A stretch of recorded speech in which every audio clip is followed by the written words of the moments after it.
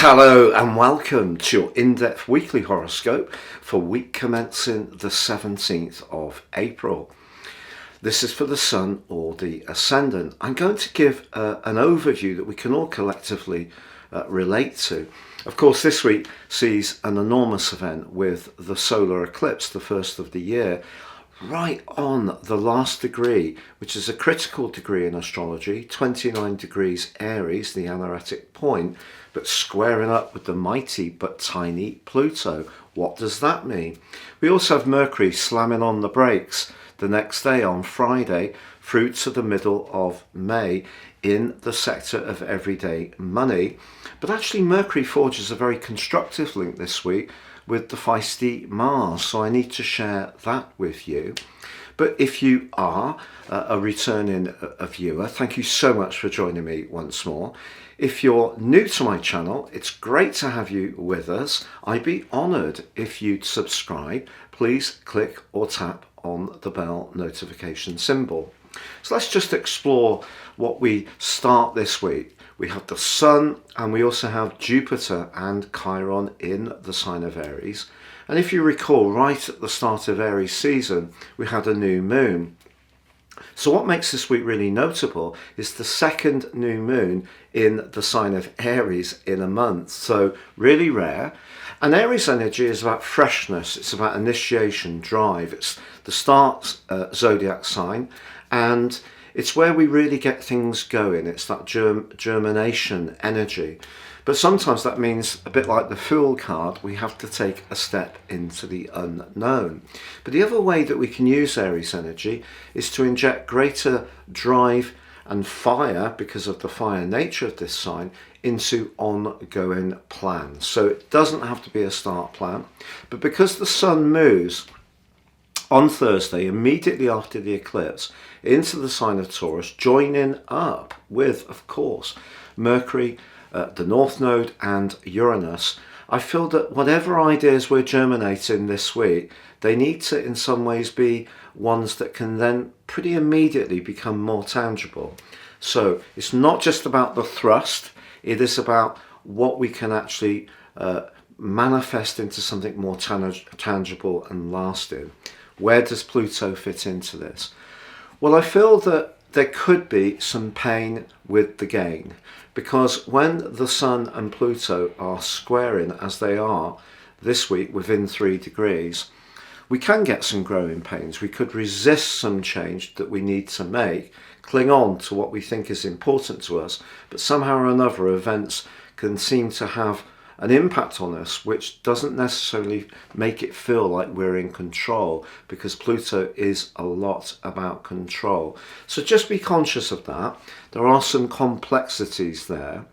But if you would like to ascend above this zodiac broadcast and understand what more serious astrology can do for you personally, if you give me 3 pieces of your birth data of time, date and place of birth, or if you only have your date and place, I can produce for you either my natal life roadmap report, which will help you to get a much more intimate understanding of the patterns that have played out in your life, but also work with them more closely future forwards.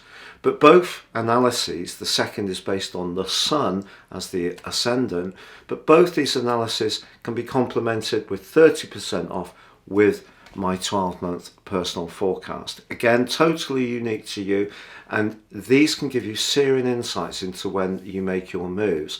If you're someone who's really into YouTube videos, the solar package will work really well for you.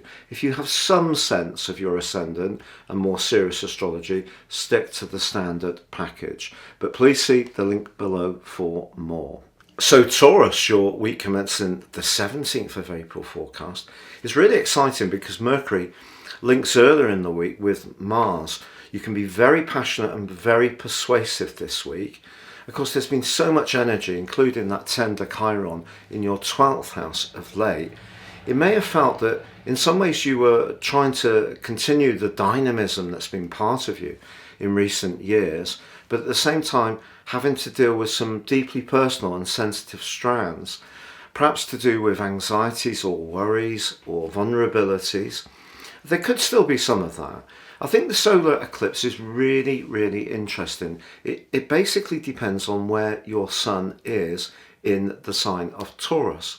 Because Pluto's parked up on the lawn of your sector of how you connect to the wider world.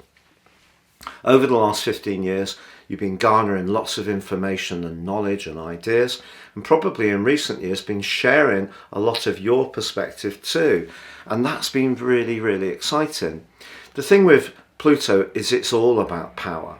So if there are any essential truths that you're struggling with or not really particularly wanting to look at, then I feel that this solar eclipse over the next 6 months could push into the open some things that you do need to come to terms with and really come to a more peaceful position with too. I don't feel that you can really resist this. So the more psychological part of your situation can be amplified a little bit, and I feel that don't try to push any concerns underneath the proverbial celestial carpet. But of course, Mercury then slams on those brakes on Friday and in your sign. So some of the things that the sun's move on Thursday into Taurus invokes you to do and really can give you a sense of expectation and buzz, I feel that maybe is that not all of them will pan out as you exactly expect.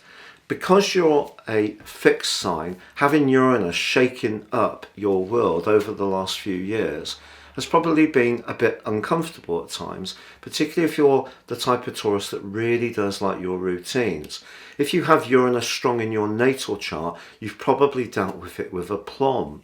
However, if you're someone who really is more typical of your sign, perhaps there has been some resistance to the fact that Uranus is provoking these fundamental changes. So I feel that maybe Mercury going into retrograde in your sign could see you doubt some of the ideas, some of the more creative strands you've got, some of the things that you're trying to get off the ground. But don't doubt too much in terms of don't let your lack of personal faith inhibit something you feel excited about, but just be aware that to get to the goal of where you need to be, it may take another 4 weeks or so before you really know where you stand. So I think the eclipse is saying keep your faith, but also embrace your vulnerabilities. And the sun, Mercury retrograde, Uranus and the node are saying if you've got an idea or an approach that you really believe in, keep going with it, even if you do encounter 1 or 2 obstacles along the way. Please do like, comment or subscribe.